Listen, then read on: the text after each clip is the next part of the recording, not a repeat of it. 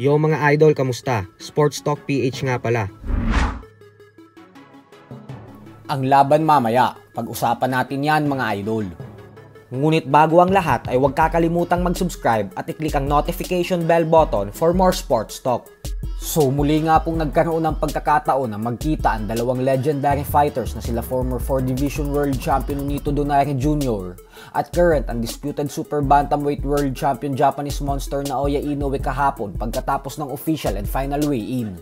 At dito nga po ay labis ang tuwa ng dalawa nang makita nila ang isa't isa, kung saan nagpasalamat ng gusto si Inoue kay Donaire dahil yung dalawang laban niya umano kontra sa Pinoy boxing legend ay ang siyang nagbigay daan sa kanya upang maging isang ganap na superstar at pound for pound best fighter sa boxing. Habang si Nonito naman ay sinabing hindi daw talaga birong kalaban si Inoue dahil lahat na umano ng kailangan mong abilidad sa isang boksingero ay na kay Inoue na.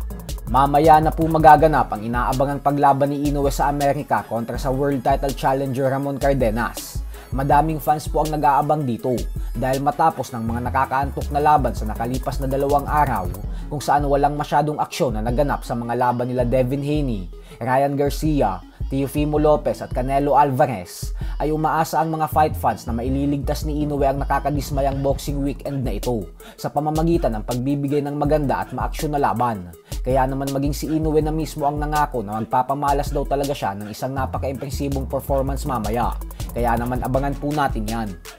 Sa kabilang banda naman mga idol ay matapos nga po ng official face-off kahapon sa pagitan ng dalawang former pound for pound king na sila current undisputed super middleweight world champion Canelo Alvarez at former 2 division undisputed world champion Terence Crawford, ay agad pong nagbanta si Crawford sa kanyang social media, kung saan sinabi nitong siguraduhin lang daw ni Canelo na wag itong papalya sa laban nila at gumaya sa kaibigan nitong si Ryan Garcia na sinayang ang pagkakataon na binigay ni Turki Al-Ashik.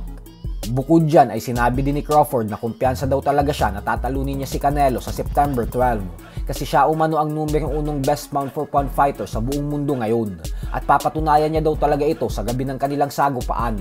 Habang ang kaibigan naman itong si current WBC lightweight world champion Shakur Stevenson ay ipinagtanggol ang kalaban ni Canelo kahapon na si William Skull. Alam naman po kasi nating lahat na madaming fans ang dismayado sa ipinakitang performance ni Skull dahil wala itong ginawa kundi ang tumakbo lang ng tumakbo sa buong laban, bagay na parehong estilo na meron si Stevenson. Pero ayon nga po kay Stevenson ay sa palagay niya daw ay sapat na ang ginawa ni Skull sa laban upang makuha ang panalo kasi mas nakakatama naman daw ito kumpara kay Canelo.